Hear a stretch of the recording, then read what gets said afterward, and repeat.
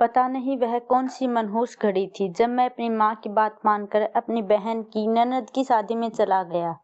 हालांकि मैं चाहता तो अपनी माँ को मना कर सकता था, लेकिन मैंने सिर्फ अपनी बहन के बारे में सोचकर अपनी माँ को वहाँ जाने के लिए हामी भर दी। असल में मेरी एक ही बहन थी और मैं उसे अपनी जान से ज़्यादा चाहता था। 1 साल पहले ही मेरी बहन की शादी हुई थी। उसकी शादी दूसरे शहर में हुई थी। हम मुंबई में रहते थे और वह विदा होकर हैदराबाद गई थी। जहाँ बात मेरी बहन की आ जाती, मैं कोई भी काम मना नहीं कर पाता। आज मेरी बहन की ननद की शादी थी। मेरी माँ कहने लगी कि मोहन, रीना की ननद की शादी है तो हमारे घर में किसी का तो जाना जरूरी है, और देखो मौसम कितना खराब हो रहा है।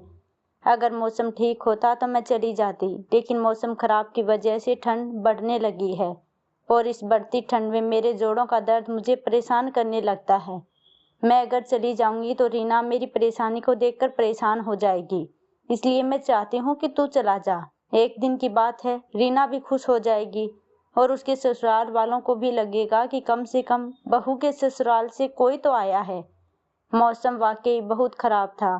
हाई अलर्ट की न्यूज़ पहले ही टीवी में आ चुकी थी कि किसी भी समय बारिश हो सकती है, लेकिन मेरी माँ की बात भी सही थी। शादी में जाना भी जरूरी था, इसलिए मैं माँ को मना नहीं कर सका। कुछ 1 घंटे बाद मैं हैदराबाद के लिए निकल पड़ा।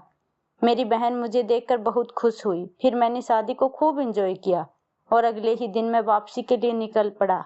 हालांकि मेरी बहन ने कहा कि आज और रुक जाओ, आज मौसम विभाग ने खबर दी है, मौसम ठीक नहीं है। मैंने कहा कि दीदी, क्या बेकार की बातें कर रहे हो। मौसम विभाग तो हमेशा ही अलर्ट जारी करता रहता है। थोड़ी बूंदाबांदी के बाद देख लेना, सब शांत हो जाएगा। अगर मैं आज रुक गया तो मेरी ऑफिस से 2 दिन की छुट्टी हो जाएगी, और तुझे तो पता है मेरी नई नई जॉब लगी है, तो ऐसे हालात में मैं ज़्यादा दिन की छुट्टियां नहीं ले सकता। और वैसे भी मेरा बॉस बहुत ज़्यादा सख्त मिजाज का है। फिर मैं वहाँ से निकल गया। अभी मैं 5-10 किलोमीटर ही चला था कि मौसम ने अपने तेवर बदलने शुरू कर दिए। मुझे लगा कि हल्की फुल्की बारिश होगी और मैं कुछ ही देर में रुक जाएगी, लेकिन बारिश तो रुकने का नाम ही नहीं ले रही थी। धीरे धीरे बारिश बढ़ती ही जा रही थी और देखते ही देखते बारिश इतनी तेज हो गई कि सामने की गाड़ियां भी दिखाई नहीं दे रही थी। मैं बहुत ज़्यादा परेशान हो गया और गाड़ी की स्पीड को तेज नहीं कर सकता था। मैंने गाड़ी एक कच्ची सड़क पर डाल दी।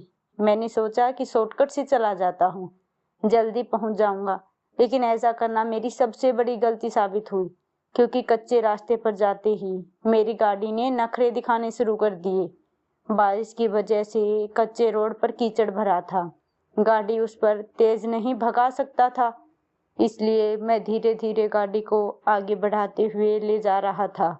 अभी मैं कुछ ही दूर पहुंचा था कि मुझे एक लड़की के चीखने की आवाज़ सुनाई दी। लड़की की आवाज़ सुनकर मैं एकदम से चौंक गया। मैंने समय देखा तो रात के 1 बज रहे थे। चारों तरफ निगाह दौड़ाई तो हर तरफ घना जंगल था। इस घने जंगल में भला लड़की का क्या काम था। मैंने सोचा कि मैं गाड़ी को निकाल ले जाता हूँ, क्योंकि मुझे कुछ सही नहीं लग रहा था। कुछ अनहोनी भी तो हो सकती थी। मुझे किसी भूत प्रेत का आभास होने लगा, लेकिन आवाज़ मुझे फिर से सुनाई दी। अब मैं आगे गाड़ी को नहीं बढ़ा सका। मैंने गाड़ी वहीं रोकी। बारिश तेज हो रही थी और इस बारिश में गाड़ी से निकल भी नहीं सकता था। गाड़ी में बैठे बैठे ही उस तरफ देखने लगा जहां से लड़की के चीखने की आवाज़ आ रही थी, लेकिन अब आवाज़ बंद हो चुकी थी। मैंने सोचा कि यह या तो मेरा वहम है या फिर किसी भूत प्रेत का ही चक्कर था। चलने के इरादे से मैंने दोबारा अपनी गाड़ी स्टार्ट की। कुछ देर बाद सामने की तरफ से एक लड़की भागती हुई मेरी गाड़ी की तरफ आ रही थी। वह सफ़ेद रंग के कपड़े पहने हुई थी। बारिश की वजह से उसके सारे कपड़े उसके शरीर से चिपक गए थे। नेट का दुपट्टा ओढ़े हुए थी, जो बिल्कुल चिपक कर उसके गले में पड़ा हुआ था। बारिश ने उसकी खूबसूरती को और भी उभार दिया। लड़की वाकई बहुत खूबसूरत थी। मेरी गाड़ी की जलने वाली हेडलाइन से उसका दूधिया रंग मैं साफ साफ देख सकता था।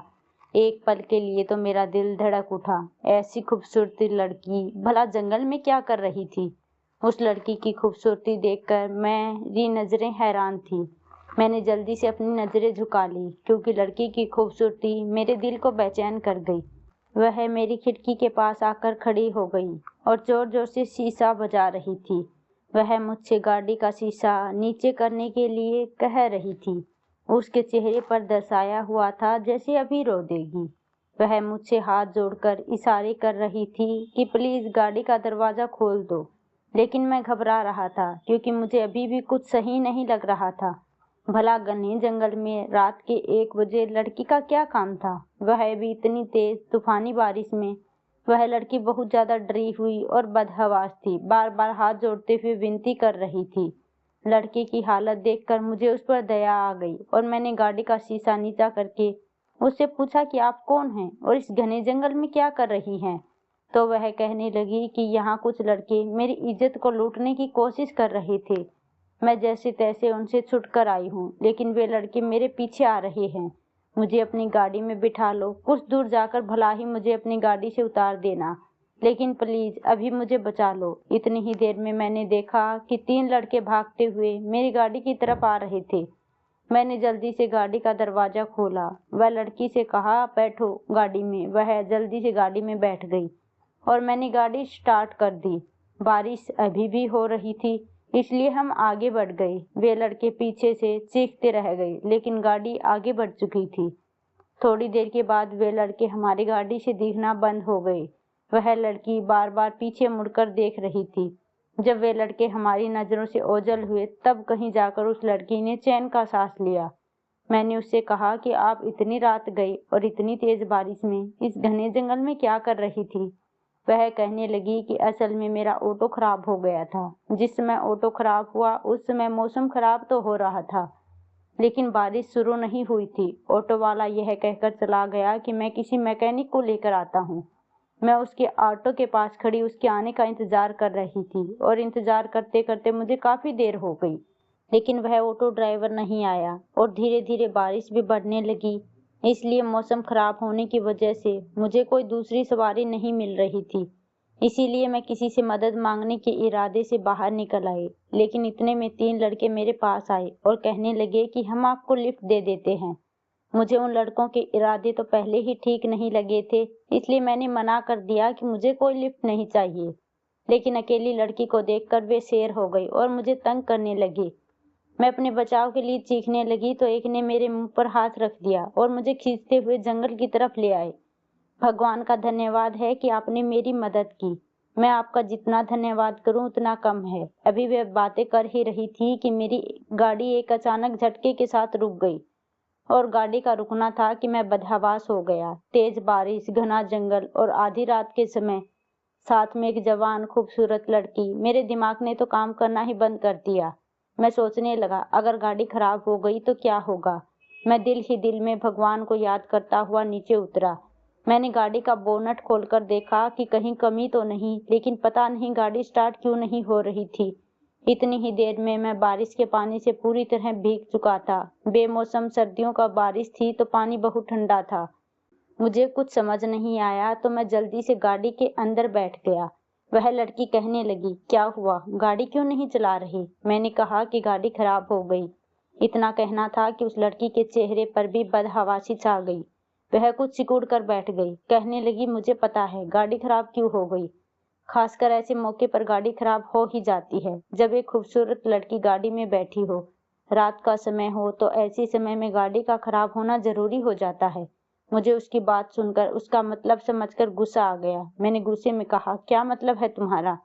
तुम्हें क्या लगता है मैं झूठ बोल रहा हूँ? अगर तुम्हें विश्वास नहीं है तो गाड़ी खुद चलाकर देखो। गाड़ी सच में खराब हो चुकी है। इतना कहकर मैं स्टीयरिंग व्हील पर मुक्का मारने लगा। समझ नहीं आ रहा था कि क्या करूं। मुझे ध्यान आया कि यहाँ से कुछ दूरी पर एक गांव था। अगर हम लोग वहां चले जाते तो गांव में हमें रात गुजारने के लिए जगह मिल जाती। मैंने उस लड़की से कहा कि यहाँ की कुछ दूरी पर एक गांव है, चलो हम वहां जाकर रात गुजार लेते हैं। इस तरह घने जंगल में गाड़ी में अकेले बैठना भी खतरनाक साबित हो सकता है। असल में मुझे यह डर था कि वह लड़की और मैं गाड़ी में इस समय अकेले थे। मौसम खराब था, रात का समय था।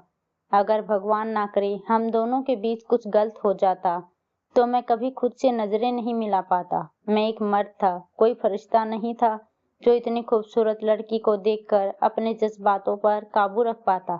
कहने लगी ठीक है, लेकिन बारिश तो बहुत तेज हो रही है, हम इतनी तेज बारिश में कैसे जाएंगे। मैंने कहा कोई बात नहीं, कुछ ही दूरी पर गांव है, बारिश का जोर अब कम हो चुका है। हम दोनों गाड़ी से उतरे और पैदल ही चलने लगे। चलते चलते हमें 10 मिनट हो चुके थे, लेकिन दूर दूर तक कोई भी गांव नजर नहीं आ रहा था। शायद हम लोग रास्ता भटक चुके थे। वह कहने लगी, हम इतनी देर से चल रहे हैं, आखिर आपका बताया हुआ गांव कब आएगा। मैंने कहा लगता है हम रास्ता भटक गए। मेरी बात सुनकर उसने एक शक की नजर मुझ पर डाली। कहने लगी मुझे पता था यही होगा, मुझे तुमसे लिफ्ट लेनी ही नहीं चाहिए थी।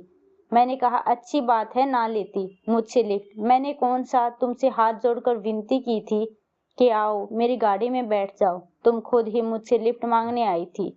लिफ्ट नहीं लेती तो अब तक वे तीनों भूखे लड़के तुम्हें नोचकर छोड़ चुके होते। मेरी बात सुनकर वह नजरें चुरा गई। मैं भी उस गांव की तलाश में आगे जा रहा था, लेकिन मुझे लगने लगा कि जैसे जंगल और भी घना होने लगा है।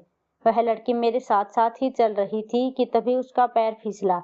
इससे पहले कि वह गिर जाती, मैंने उसे संभाल लिया। कहने लगी तुम लड़के इसी मौके की तलाश में रहते हो, छोड़ो मुझे। मैंने उसे एकदम से छोड़ दिया। मैंने कहा कि मैं तुम्हें गिरने से बचा रहा था। तुम बहुत ही गंदी सोच की लड़की हो, पता नहीं क्या क्या गलत बोले जा रही हो, और मैं तुम्हें बर्दाश्त कर रहा हूँ।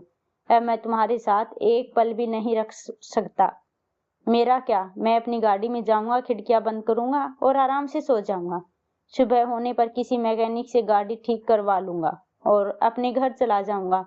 तुम्हारी जो मर्जी वह करो। यह कहकर मैं अपने रास्ते पर चल दिया। वह लड़की भी मेरे पीछे नहीं आई। कहने लगी ठीक है, मैं अपना रास्ता खुद ढूंढ लूंगी। मुझे भी उसकी कोई परवाह नहीं थी। मैं अपनी गाड़ी की तरफ चल पड़ा। अभी थोड़ी ही दूरी पर था कि मुझे उस लड़की के चीखने की तेज आवाज आई। अब मैं इतना इंसानियत से गिरा हुआ तो था नहीं कि उस लड़की को इतनी भयानक चीख सुनकर वहां से चला जाता। मैं वापस आवाज की दिशा में दौड़ा, लेकिन वह लड़की मुझे कहीं भी दिखाई नहीं दे रही थी कि तभी दोबारा से चीख सुनाई दी। मैं जल्दी से आवाज की तरफ दौड़ा। मैंने देखा कि वह लड़की एक पेड़ की ओट में छिपी हुई थी। कुछ ही दूरी पर एक मोटा सांप फन फैलाए खड़ा था। अगर जरा सी भी सावधानी हटती तो वह सांप उस लड़की को काट सकता था। मुझे समझ नहीं आ रहा था कि मैं उसे कैसे बचाऊं। मैंने अपने जूते उतारकर सांप की तरफ फेंके। आवाज होते ही सांप वहां से हट गया, और जैसे ही सांप का ध्यान हटा, मैंने उस लड़की का हाथ पकड़कर खींचा और सरपट दौड़ लगा दी। लेकिन शायद हमारी किस्मत खराब थी कि बारिश का जोर और भी बढ़ने लगा था। इतनी तेज बारिश, ऊपर से बारिश का ठंडा पानी। मैं मर्द था इसलिए ठंड को सहन कर सकता था, लेकिन वह कमजोर और नाजुक सी लड़की ठंड को ज्यादा देर तक सह ना सकी। कुछ ही देर में वह ठंड से कांपने लगी। उसके होंठ नीले पड़ने लगे और वह बेहोश होकर जमीन पर गिर गई। मैं उस लड़की को उठाने की कोशिश कर रहा था, लेकिन वह आंखें नहीं खोल रही थी। मेरी जान पर बन आई। मैं उसे घने जंगल में और बारिश में अकेला छोड़कर भी नहीं जा सकता था। उसे अपने साथ लेकर जाना मेरी मजबूरी बन गया। मैंने जल्दी से उस लड़की को अपनी बाहों में उठाया और गाड़ी की तरफ चलने लगा। गाड़ी की पिछली सीट का दरवाजा खोलकर मैंने उसे गाड़ी में लेटाया। मेरी गाड़ी में एक टॉवल था। मैंने टॉवल से उस लड़की को पूछना शुरू किया ताकि शायद उससे गर्मी मिल जाए, लेकिन उस लड़की का शरीर धीरे धीरे ठंडा होने लगा था और उसके होंठ नीले पड़ते जा रहे थे। मैं उसके हाथों पैरों को भी रगड़ रहा था ताकि उसे कुछ गर्मी मिल जाए, लेकिन उसका पूरा शरीर धीरे धीरे कांप रहा था। उसे गर्मी की जरूरत थी और उसके शरीर को गर्मी नहीं मिल पा रही थी। मैं उसको बार बार हिलाता कि तुम होश में क्यों नहीं आ रही, लेकिन वह और भी ज्यादा ठंडी पड़ती जा रही थी। मुझे लगने लगा अगर मैं कुछ और देर तक टाइम वेस्ट करता रहा तो शायद उस लड़की की जान बचाना मुश्किल होगा। मेरे दिमाग में एक ही आइडिया आया, अगर मैं इस लड़की को अपने शरीर की गर्मी दे दूं तो उस लड़की की जान बच सकती थी। लेकिन यह करना इतना आसान नहीं था। मेरा ज़मीर मुझे इस बात की गवाही नहीं दे रहा था। वह एक अनजान लड़की थी और मैं उसकी इजाजत के बिना यह कैसे कर सकता था। लेकिन मेरा दिमाग समझने लगा कि ऐसा करना जरूरी है। पाप और पुण्य के चक्कर में मत पड़ो। एक इंसानी जान को बचाना तुम्हारा कर्तव्य है। अगर तुमने उसकी जान बचाने में देरी कर दी तो यह लड़की मर जाएगी और उसकी मौत के जिम्मेदार भी तुम होगे। फिर मैंने अपने दिमाग की बात मान ली। इसलिए मैं उस लड़की के करीब हो गया। धीरे धीरे मैं उसे अपने शरीर की गर्मी देने लगा, लेकिन जब उस लड़की का भी बदन मेरे बदन से टकराया तो मेरे शरीर में बिजली दौड़ने लगी। मैं खुद पर काबू नहीं पा सका। वह बहुत ही कमजोर पल थे जिसमें मैं बह गया और सब कुछ होता चला गया जो होना नहीं चाहिए था। उस लड़की की जान तो बच गई, लेकिन इज्जत चली गई। पता ही नहीं चला कि कब उसकी जिंदगी बचाते बचाते मैं उसके हुस्न में डूबता चला गया और सारी हदें पार कर गया। वह लड़की अभी भी बेहोश थी, लेकिन अब पहले से थोड़ी ठीक हो चुकी थी। उसकी हालत अब काफी ठीक थी और मैं बैठे बैठे सोच रहा था कि मुझे क्या करना चाहिए।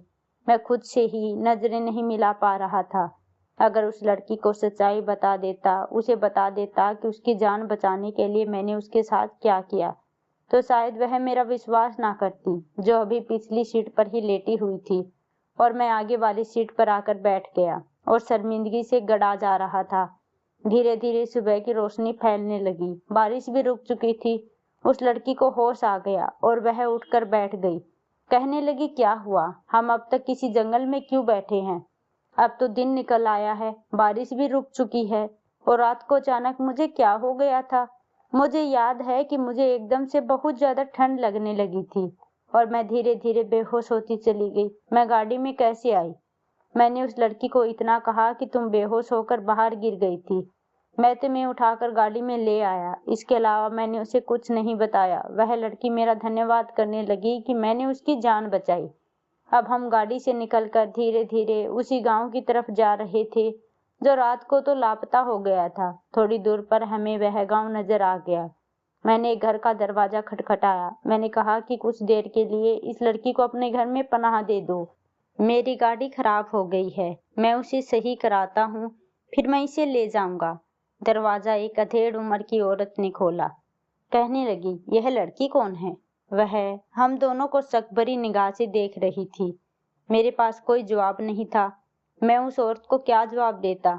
अभी वह लड़की कुछ बोलने वाली ही थी कि मैंने उसका हाथ दबाया। मैंने कहा, यह मेरी पत्नी है और हमारी गाड़ी खराब हो चुकी है। कुछ देर में मैं वापस आऊंगा और इसे ले जाऊंगा। उस औरत ने उस लड़की को अपने घर के अंदर ले लिया। मैं गाड़ी ठीक कराने चला गया, लेकिन गाड़ी ठीक कराने में मुझे 3-4 घंटे लग गए। जब मैं वापस लौटा तो उस औरत ने मुझे बताया कि तुम्हारी पत्नी तो चली गई, यह कहकर कि वह खुद ही ऑटो लेकर चली जाएगी। मैं भी अपनी गाड़ी से अपने घर आ गया, लेकिन मुझे इस बात का अफसोस काफी दिनों तक रहा। कभी कभी सोचता तो मुझे खुद पर बहुत शर्मिंदगी महसूस होती। मैंने उस लड़की के साथ सही नहीं किया था। उसे तो पता ही नहीं था कि उसकी इज्जत दागदार हो चुकी थी। वह अपना सब कुछ गवा चुकी थी। अगर उसकी शादी होती और अगर उसके पति को शक हो जाता तो वह उसकी जिंदगी नरक से भी बुरी बना देता। उस लड़की की बर्बादी का जिम्मेदार मैं खुद को ठहराने लगा और उसका एक ही हल मुझे नजर आया कि मुझे उस लड़की से शादी कर लेनी चाहिए। लेकिन मैं उसे कहाँ ढूंढता? मुझे तो उसका नाम और पता भी नहीं मालूम था। फिर भी मैंने अपने तौर पर उसे ढूंढने की कोशिश की, लेकिन वह मुझे कहीं नहीं मिली। 4 महीने बीत चुके थे इस बात को। एक दिन मैं अपनी माँ को लेकर मंदिर में गया तो एक लड़की भगवान के सामने रो रो कर प्रार्थना कर रही थी कि हे भगवान, तुमने मेरे साथ यह क्या कर दिया? मुझे किस जुर्म की सजा दे दी? मैंने तो ऐसा कोई पाप भी नहीं किया, फिर मुझे यह सजा क्यों दी गई? मैं पवित्र हूँ, मैंने किसी के साथ कोई भी रिश्ता नहीं रखा है, फिर यह पाप मेरे पेट में कैसे आ गया? अगर तूने मुझे इस मुसीबत में डाला है तो तू ही मुझे इस मुसीबत से निकाल सकता है। उस लड़की की बात सुनकर पता नहीं क्यों मेरा दिल धक से रह गया। यह तो वही लड़की थी, यानी कि जो कुछ भी मैंने उसके साथ किया था उसका बीज उसके पेट में पल रहा था। उसकी जिंदगी बर्बाद करने का जिम्मेदार मैं था। मैंने उसके आगे हाथ जोड़ लिए। उसने आंखें खोलकर देखा और मुझे पहचान लिया। कहने लगी, तुम यहाँ क्या कर रहे हो? मैंने कहा कि मंदिर में लोग क्या करते हैं, मैं अपने पाप का प्रायश्चित करने आया था। वह कहने लगी कि तुमने कौन सा पाप कर दिया? मैंने कहा कि मैं तुमसे शादी करना चाहता हूँ। मेरी बात सुनकर वह रोने लगी। कहने लगी कि तुम बहुत अच्छे इंसान हो, मैं तुम्हारे काबिल नहीं हूँ। मैं किसी के नाजायज बच्चे की माँ बनने वाली हूँ। पता नहीं यह कैसे हुआ, लेकिन यह सच्चाई है कि मेरे पेट में किसी का पाप पल रहा है। हालांकि मैंने आज तक कोई ऐसा काम नहीं किया। घर में मेरी बूढ़ी माँ है और मेरे पिता तो मुझे बचपन में ही छोड़कर चले गए थे। मेरी माँ ने ही मुझे पाल पोस कर बड़ा किया था। अपने घर का खर्चा मैं स्कूल में जॉब करके करती हूँ। सब कुछ ठीक चल रहा था। मेरी शादी भी होने वाली थी, लेकिन पता नहीं यह सब कैसे हो गया। मैंने कहा कि मैं तुम्हें सहारा देना चाहता हूँ, तुम्हारे इस बच्चे को अपनाना चाहता हूँ। यह कहते ही फिर मैं उससे नजरें चुरा गया और शायद वह सब कुछ समझ चुकी थी, इसलिए एक झटके में मेरे सामने आई। उसके चेहरे पर गम, गुस्सा और नफरत के मिले जुले भाव थे। बड़ी बड़ी आंखों से आंसू झिलमिला रहे थे। मेरी आंखों में आंखें डालकर कहने लगी, तो इस बच्चे के बाप तुम हो। अगर मैं गलत नहीं समझ रही तो उस रात तुमने मेरी बेहोशी का फायदा उठाया था। इस बात को 4 महीने निकल चुके हैं और यह पाप 4 महीने से ही मेरे पेट में पल रहा है। सच बताओ, आखिर उस रात क्या हुआ था? वह मुझसे मेरा गिरेबान पकड़े सच्चाई पूछ रही थी और अब छुपाने का कोई फायदा भी नहीं था। मैंने उसे सारी सच्चाई बता दी। मैंने कहा कि तुम ठंड की वजह से बेहोश हो गई थी। तुम्हारा पूरा शरीर ठंडा पड़ चुका था, होठ नीले पड़ चुके थे। अगर तुम्हें कुछ देर गर्मी ना मिलती तो शायद तुम्हारी रगों में खून जम जाता और तुम्हारी मौत हो जाती। तुम्हारी जान बचाने के लिए मैंने तुम्हारे शरीर को अपने शरीर की गर्मी देनी चाहिए, और जब ऐसा करने के इरादे से मैं तुम्हारे करीब गया तो मैं बह गया और न चाहते हुए भी सब कुछ हो गया। मैं तुम्हें उस दिन बताने की हिम्मत नहीं कर सका, लेकिन भगवान के सामने इस बात को मानता हूँ और भगवान को साक्षी मानकर यह बात सच्चे दिल से कह रहा हूँ कि पिछले 4 महीने से मैं चैन से सो नहीं सका। हर पल मुझे तुम्हारा ख्याल रहा। मैंने तुम्हें बहुत ढूंढा ताकि मैं तुमसे शादी करके अपनी गलती का प्रायश्चित कर सकूं, लेकिन तुम मुझे नहीं मिली। और भगवान का चमत्कार देखो, इस दिन हम दोनों का मिलना था और इस बच्चे के असली बाप तक पहुंचना था, और देखो तुम मुझे मिल गई। जो कुछ हुआ गलत हुआ, इस बात को मैं मानता हूँ और तुमसे इस बात की मैं माफी मांगता हूँ, लेकिन मैं अपने पाप का प्रायश्चित करने के लिए भी तैयार हूँ। मैं तुम्हें इज्जत की जिंदगी देना चाहता हूँ और अपने बच्चे को इज्जत के साथ अपनाना चाहता हूँ। मेरी बात सुनकर वह वहीं बैठ गई और फूट फूट कर रोने लगी। कहने लगी, कैसे माफ कर दूं? ये 4 महीने मैंने किस दर्द और तकलीफ से गुजारे हैं, यह मैं ही जानती हूँ। मैं पल पल की मौत मरी हूँ और आज तुम इतनी आसानी से कह रहे हो कि तुम्हें माफ कर दूं। खैर, उसके पास कोई दूसरा रास्ता भी नहीं था, इसलिए मजबूरी में ही सही उसने मुझसे शादी कर ली। हालांकि शादी को लेकर दोनों तरफ से बवाल मच गया, क्योंकि उसकी शादी पहले से तय थी और मेरी माँ मेरी शादी एक अच्छे खाते पीते घराने में करवाना चाहती थी और वह गरीब घराने से संबंध रखती थी। लेकिन मैंने अपनी माँ को जैसे तैसे शादी के लिए मना लिया था। शादी के कुछ महीनों तक तो वह मुझसे बात नहीं करती थी, लेकिन धीरे धीरे मेरा व्यवहार देखकर वह पिघल गई। शायद उसे मेरी मोहब्बत का एहसास हो गया था। यह सच है कि पहले मैंने उससे मोहब्बत में आकर शादी नहीं की थी, बल्कि उसके पेट में पलने वाले बच्चे को उसका हक देना चाहता था। मैं उसकी जिंदगी को बदनामी से बचाना चाहता था और अपनी गलती का प्रायश्चित भी करना चाहता था, इसलिए मैंने उससे शादी की। लेकिन जब मैंने उसकी मांग में सिंदूर भर के उसके साथ 7 फेरे लिए तो धीरे धीरे खुद ब खुद मेरे दिल में उसके लिए मोहब्बत जगने लगी थी और आज मैं उससे बेइंतहा मोहब्बत करता हूँ। कुछ महीनों बाद उसने प्यारे से बेटे को जन्म दिया और इस बात पर मेरी माँ ने बहुत बवाल मचाया। कहने लगी कि शादी को सिर्फ 5 महीने हुए हैं और तुम्हारी पत्नी ने बच्चे को जन्म भी दे दिया। यह कैसे मुमकिन है? और यह बात मैं अपनी माँ से भी नहीं छुपा सकता था। मैंने अपनी माँ को सारी हकीकत बता दी। मेरी बात सुनकर पहले तो माँ मुझ पर बहुत गुस्सा हुई, लेकिन फिर खुशी खुशी उसने अपनी बहू और बच्चे को अपना लिया। आज मैं अपनी जिंदगी में बहुत खुश हूँ और वह भी मेरे साथ बहुत खुश है और मुझसे बहुत मोहब्बत भी करती है।